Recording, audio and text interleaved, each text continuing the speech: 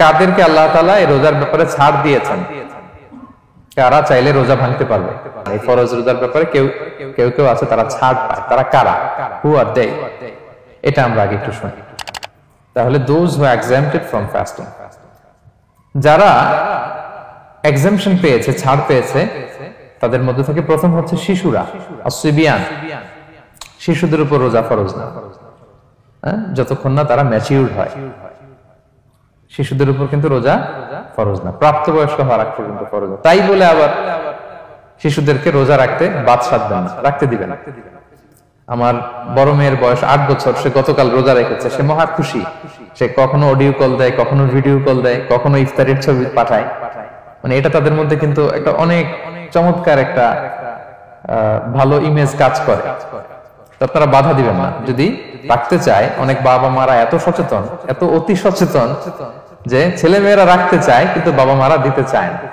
1-2 দিন না খেয়ে থাকলে বাচ্চারা মরে যায় না, কিন্তু তার মধ্যে এই যে একটা স্পিরিচুয়াল একটা কি বলবো ভাইব আসলো, একটা স্পিরিট আসলো, এটা যেন আমরা নষ্ট না করি। আমার মনে আছে বৈশাখী টেলিভিশনে একটা লাইভ প্রোগ্রামে এক ছোট্ট মেয়ে প্রশ্ন করতেছে যে হুজুর আমি তো রোজা রাখতে চাই, আম্মু আমাকে রাখতে দেয় না, তো আম্মুকে একটু বলে দেন যাতে আমাকে রাখতে দেয়।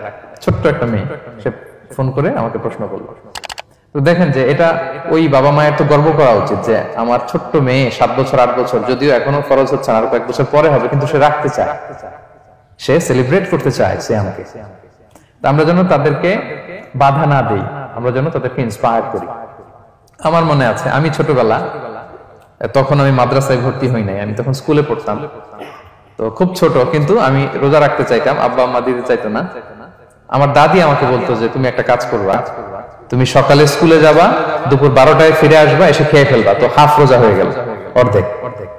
এরপরের দিন আবার সকালে না খেয়ে যাবা, দুপুর 12টায় এসে খেয়ে ফেলবা, অ্যানাদার হাফ, তো 2 হাফ মিলে একটা হয়ে গেছে। এইভাবে আমি অনেকগুলো রোজা রাখছিলাম ওই বছর। এখনো এই স্মৃতি আমাকে স্মৃতিকাতর করে। আমার দাদি, যে আমার দাদি নাই, চলে গেছেন, আল্লাহ আমাকে জান্নাত নসিব করুক, আমরা দোয়া করি। কিন্তু আজও আমার কাছে এই নস্টালজিয়া ফিলিংটা হয় যে আমি কিন্তু এইভাবে রোজা রাখছিলাম ছোটবেলায়। আমাদের বাচ্চারাও তাই করে। সো ওদের মধ্যে যে এই আবেগ, এই উচ্ছ্বাস, এটাকে যেন আমরা নষ্ট না করি। বাট লিগালি তাদের উপর রোজা ফরজ হয়নি, প্রাপ্তবয়স্করা রাখবে, তাইলে ওদের রাখা লাগবে না। নাম্বার 2, মাজনুন, পাগলদের উপর রোজা ফরজ হয় না। যারা পাগল তাদের উপর ফরজ হয় না। একটা হাদিস শোনাই, আল্লাহ রাসূল সাল্লাল্লাহু আলাইহি ওয়াসাল্লাম বলেছেন, আমি সবকিছু খুব প্রিসাইজলি বলছি যেহেতু আমাদের সময় কম। রুফি আল কালামু আন সালাসা, 3 ব্যক্তির উপর থেকে শরীয়তের কলম উঠিয়ে নেওয়া হয়েছে। আনিন নাইমি হাত্তা ইয়াস্তাইকিযা, ঘুমন্ত ব্যক্তি যতক্ষণ না সে জাগে। ঘুমের মধ্যে আপনারা কেউ বকা দিয়ে ফেললে আপনি মাইন্ড করতে পারবেন না, তো ঘুমাইছিল, কাকে বকা দিয়েছে কি করছে সে জানেই না। ঘুমন্ত ব্যক্তির উপর থেকে শরীয়তের কলম উঠিয়ে নেওয়া হয়েছে। আনি সবিগি হাত্তা ইয়াহতালিমা, শিশু যতক্ষণ না সে প্রাপ্তবয়স্ক হয়।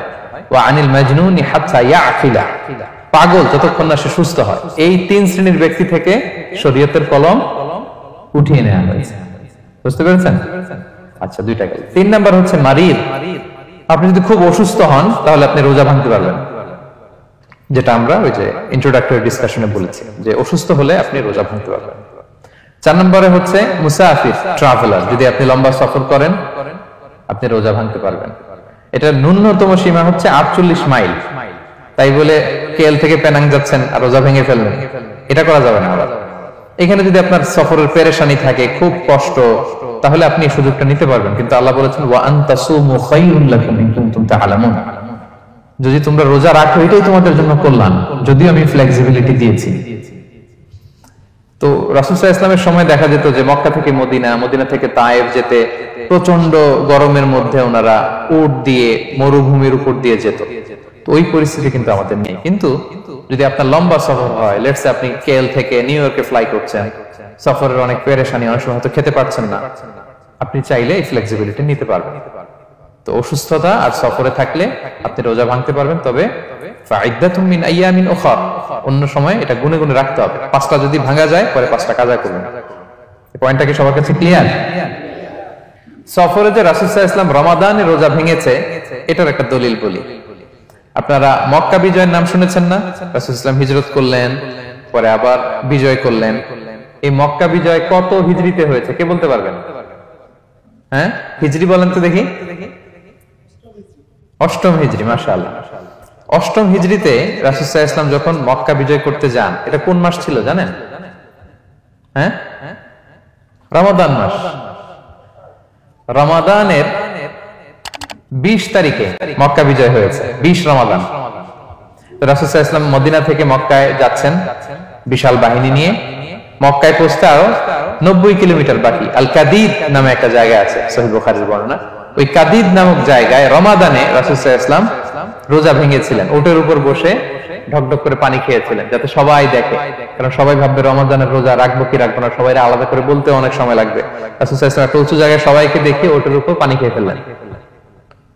ফলে রাসূলের দেখা দেখি সব সাহাবারা পানি খেয়ে রোজা ভেঙে ফেললো। এটা কোন মাস ছিল? সবাই বলতে হবে কোন মাস? রমাদান। রাসূল সাল্লাল্লাহু আলাইহি ওয়াসাল্লাম সফরে ছিলেন, ফলে তিনি রোজা ভেঙেছেন। দলিল পাইছেন? হ্যাঁ, আচ্ছা, সংক্ষেপ করে দিচ্ছি, লম্বা কথা সংক্ষেপ করে দিচ্ছি। আর কোরআনের আয়াত তো শোনালামই আমি, ফামান কানা মিনকুম মারিদান আও আলা সাফার ফাইদ্দাতুম মিন আইয়ামিন উখরা। কেউ যদি অসুস্থ হয় কিংবা ট্রাভেল করে, চাইলে রোজা ভাঙতে পারবে, তবে গুনে গুনে পরে আদায় করে নিতে হবে। এই যে গুনে গুনে পরে আদায় করে নিতে হয়, এটারে বলে আরবিতে কদা, বাংলায় আমরা যেটাকে কাজা বলে অভ্যস্ত। বাংলা আমরা কি বলি? একটু কথা বলেন আমার সাথে, বাংলায় কি বলি? কাজা বলি। তো আপনি অসুস্থতার কারণে যদি রোজা ভেঙে ফেলেন, পরে এগুলো কাজা করবেন। সফরের কারণে যদি রোজা ভেঙে ফেলেন, পরে আপনি কাজা করবেন। 5 নম্বরে যাদেরকে এক্সাম্পশন দেয়া হয়েছে, ওটা আমি আয়াতে বলেছি। আরবিতে এদেরকে বলে আল হারাম, মানে very old man or women, খুবই বয়োবৃদ্ধ, অতি বৃদ্ধ মানুষ। 100 বছর, 105 বছর, এরকম আমাদের কিছু মুরব্বীরা আছে না, ওনাদেরকে খাবার দিলে খেতে পারে না, কাউকে চিনে না, ওনাদের জীবনের স্বাদ আল্লাহ সব শেষ, বিদায়ের সময়। ওই সময় উনি আর কি রোজা রাখবেন? এজন্য আল্লাহ তাআলা ওনাদেরকে ছাড় দিয়েছে। অনুরূপ ভাবে যদি এমন কোন অসুস্থ হয়, মানে মারিদুন লা ইউরজা শিফাউ, সে যে আবার সুস্থ হবে এই আশা আর নাই, এরকম ডাক্তার অনেক বলে দিয়েছে যে ক্যান্সারের 3rd স্টেজে চলে আসছে, সে সার্ভাইভ করবে যতদিন কেমোথেরাপি দেয়া হবে। তো শেষের দিকে সে অনেক অসুস্থ, অনেক ড্রাগস নিতে হয়, ওষুধ খাইতে হয়, তার আর সুস্থ হওয়ার সম্ভাবনা নাই। এই 2 শ্রেণীর লোকদের জন্য ছাড় দেয়া হয়েছে, তাদের কাজা করা লাগবে না, কারণ কাজা তো করতেই পারবে না। কি বলেন? তারা ফিদিয়া দিবে। কি দিবে বলেন? কি দিবে? ফিদিয়া। ফিদিয়া হচ্ছে প্রত্যেকটা রোজার জন্য একজন মিসকিনকে 2 বেলা করে খাওয়ানো। আই রিপিট, একটা রোজার জন্য একজন মিসকিনকে 2 মিলস, বাস হয়ে গেল। 30টা যদি উনি রাখতে পারে নাই, আপনি একজন মিসকিনকে 30 বেলা 2 মিল খাওয়াতে পারেন, অথবা 30 জনকে 2 বেলা খাওয়াতে পারেন, অথবা 60 জনকে 1 বেলা খাওয়াই দিতে পারেন, অথবা এই পরিমাণ টাকা দিয়ে দিতে পারেন। হিসাবটা সহজ হয়েছে না? লেটস সে মালয়েশিয়াতে একটা রেগুলার মিল নিতে কত লাগে? কত লাগে? ধরেন যে মালাই দোকান বা মামাদের যে দোকানগুলো, একটা নাসি নিলাম, একটা আইয়াম নিলাম, একটা 100+ নিলাম, এই তো একটা প্যাক হয়ে গেছে। কত পড়বে? 10 রিঙ্গিট, রাইট? তাহলে 10 রিঙ্গিট হচ্ছে একটা মিল, আর 2টা মিল করলে 20 রিঙ্গিট। তাহলে প্রত্যেকটা রোজার জন্য 20 রিঙ্গিট করে আপনাকে ফিদিয়া গুনতে হবে। 30টা রোজার জন্য কত? 600 রিঙ্গিট। তাহলে ফিদিয়া ব্যাপারটা ক্লিয়ার হয়েছে সবার কাছে? আমাদের এরকম মুরব্বী যদি থাকে যারা রোজা রাখতে পারছেন না, তাদের জন্য আমরা এইভাবে ফিদিয়া আদায় করি। গেল। ইমাম মালিক আলাইহি রাহমা, মালিকি মাযহাবের ইমাম, উনি ওনার শেষ জীবনে খুব অসুস্থ ছিলেন। উনি ওনার শেষ জীবনের রমাদানে রোজা রাখতে পারেন নাই, এত বয়স হয়ে গেছিল, রোজা রাখতে পারেননি। তো উনি 30 জন মিসকিনকে এনে গোশত আর রুটি খাওয়াই দিয়েছিলেন একসাথে, ফিদিয়া আদায় হয়ে গেছে। তো এরা ছাড় পাবে। 6 নাম্বার হচ্ছে আসহাবুল আমাল আশ-শাক্কা, যারা খুব কঠিন কাজ করে। এই প্রসঙ্গটা নিয়ে অনেকে ভুল বোঝে। এটা হচ্ছে এমন এমন কাজ যারা করে, যারা কাজ করতে করতে অসুস্থ হয়ে যাওয়ার সম্ভাবনা আছে, মৃত্যুর মুখোমুখি, বেহুশ হয়ে যাওয়ার সম্ভাবনা, হ্যাঁ, তাদের জন্য ছাড় দেওয়া। ব্যাপারটা এমন না যে কেউ মরুভূমিতে কাজ করে সে রোজা ভাঙতে পারবে, কেউ রিক্সা চালায় কেউ রোজা ভাঙতে পারবে, কেউ স্টোন ক্র্যাশে কাজ করে সে রোজা ভাঙতে পারবে, এরকম। ধরেন যে মরুভূমিতে যারা কাজ করে, বা বাংলাদেশের সামারে যারা রিক্সা চালায়, অথবা আয়রন ফ্যাক্টরিতে যারা কাজ করে, অনেক সময় এমন হয় তারা ডিহাইড্রেশনে ভুগতে ভুগতে বেহুশ হয়ে যায় কাজের মধ্যে, এরকম হয় না? হয়। তাদের জন্য ছাড়, কিন্তু তাদের জন্য রেকমেন্ডেশন হচ্ছে এটা ফরজ ইবাদত, এটা তাদেরকে রাখতেই হবে।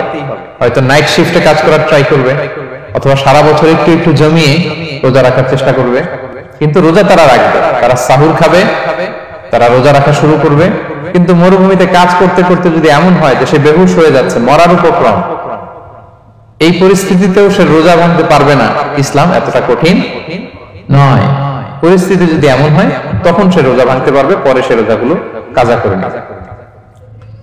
আচ্ছা, তো এই জন্য এই সমস্ত লোকদের ব্যাপারে আমাদের একটু সহনশীল হওয়া উচিত। আমাদের যে ওয়ার্কাররা গরমের মধ্যে কনস্ট্রাকশনে কাজ করে, আয়রন ফ্যাক্টরিতে কাজ করে, খুব কঠিন কাজ করে, তাদের কাজের টাইমটা কমায় দেয়া, তাদেরকে সাপোর্ট দেয়া, যাতে তারা রোজা রাখতে পারে। 7 নাম্বার হচ্ছে আল হামিল, গর্ভবতী নারী। 8 নাম্বার হচ্ছে আল মুরদিআ, ব্রেস্ট ফিডিং মাদার, বাচ্চাকে দুধ খাওয়াচ্ছে যে মায়েরা, ওনারা রোজা ভাঙতে পারবে।